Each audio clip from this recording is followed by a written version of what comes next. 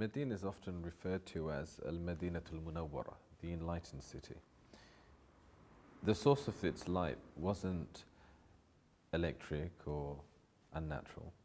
The Prophet's mosque wasn't lit up by lamps until after he'd left this world. It was during the Caliphate of Umar ibn al-Khattab that the first torch was burnt in Al-Masjid al-Nabawi. But Medina earned the distinctive title of the enlightened city, Al-Munawwara, because of the light that shone brightly in the hearts and minds of its inhabitants. So, what does a model centre look like? Well, it has to be at the heart of the community. Yeah. And being at the heart, it has to engage with all parts of the community. So ideally, a model centre establishment would be one that draws in and is appealing to the young and the old, men and women, people of different generations and different cultural and ethnic backgrounds. But very importantly, one that's not just restricted to the Muslim community. Yeah. One that really can engage with and help us discharge our obligations towards wider society. Yeah. There's so many attractions here in the city. Why bring Islam or Muslims here? A city centre is a very busy, bustling place. It's a place where people of every background interact for reasons usually of the dunya. People can buy and sell, people come together and check out the sites. And we're drawn together by the humanity that exists within all of us, black and white, young and old. In every city around the country, at this moment, there is a significant Muslim presence that we number in tens and thousands. Seeing a hijabi on the street or someone dressed in a thobe is commonplace now in most cities of our country. And yet, we take for granted that wider society actually knows who we are and what we're about. And what we are. Yeah. We need a place for people of all backgrounds to be able to come in, to enjoy the hospitality of a cup of tea or coffee and good discussion. Yeah. Where people are free to be able to ask questions and explore that rich, vibrant heritage. Muslims and non-Muslims. Muslims and non-Muslims. And wider community. Absolutely, because very often our own youth, our own young girls and boys, and not so young, have a disconnect. Every city in this country needs a place like that, a place that brings down the walls that divide communities, builds bridges, allows people who share a space to start sharing one another's sacred spaces too. But where could we do that? I've got good news for you. Follow me. Okay. So where are we going to put this beautiful centre? Right in the heart of Leicester, here in the town centre.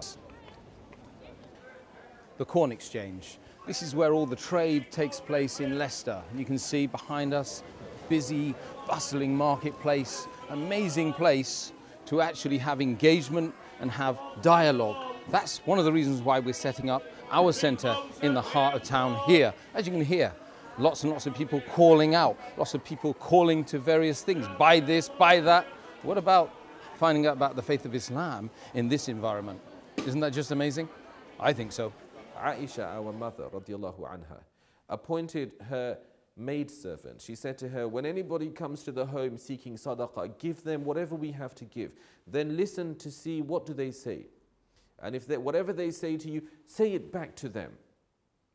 So a person came and said, is there anything that you can give in sadaqah? And they gave dates. The person said, Jazakillahu khairan. And the servant said back, wa jazakallahu khairan, Allah reward you. So why are they thanking the person they've just helped? Because we haven't helped you, we've helped ourselves. Thank you for giving us the opportunity to cleanse our soul a little bit of greed and to grow a little bit in nearness to Allah and to become richer by having the opportunity to share. This is a small and humble center that we pray and turn to Allah Azza wa Jal. He makes a means of this good, a good for replenishing the soul and for reaching out to others, sharing the beauty that Allah has bestowed upon us, because we are answerable to Allah if we fail to do that. أقول قولي هذا وأستغفر الله لي ولكم ولسائر المسلمين فاستغفروه إنه هو الغفور الرحيم. This centre here is ideal for the Muslims and even for the non-Muslims to come and sit here, chill out, pray salah, meet other people and relax. We need something like this in Leicester. We've never had anything like this in Leicester. And to be honest with you, I've never seen anything like this in the whole of the UK, to be honest with you. And this is It's going to be a beautiful place. It's not just for prayer, it's for sitting down, having a coffee, having a chat, just to meet your friends. Kids can come and have a little play around. The idea behind the city retreat is, as its name suggests, to create a third space, a place of calm, a place of reflection, a place to take sanctuary from some of the hustle and bustle and grind of everyday life. There's a need to have a haven for people to be able to take a bit of a break from the usual rat race and spend some time in nourishing not just the body but also the heart and soul. We hope to create a cafe here which offers the opportunity for just that, a place that's open to everybody, non-judgmental. Anybody who's in town, and we have something like 2,000 to 3,000 Muslims working in the city centre on any working day of the week, can pop in and make salah.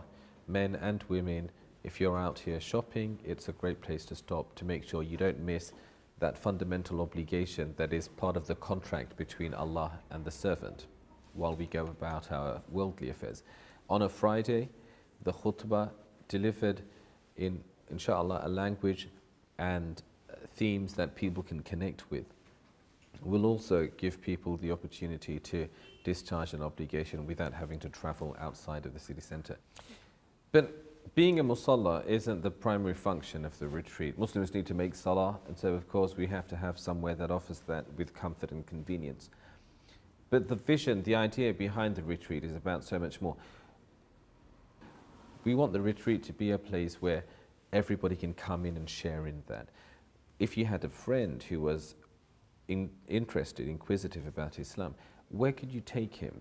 Most people wouldn't feel confident, perhaps, or comfortable walking a non-Muslim friend, especially if they're a female, into your average masjid setup. This is outside of the heart of the Muslim community in order to try to get into the heart of mainstream communities. So the city retreat, as it currently stands, comprises mainly of this hall.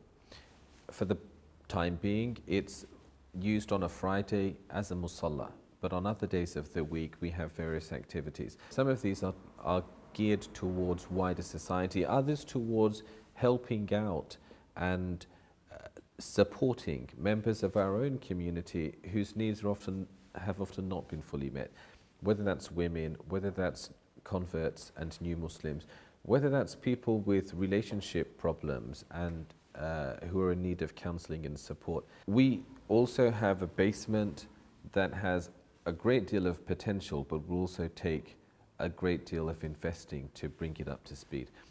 Classrooms, a recording studio, a library, wudu facilities can be housed in the basement downstairs.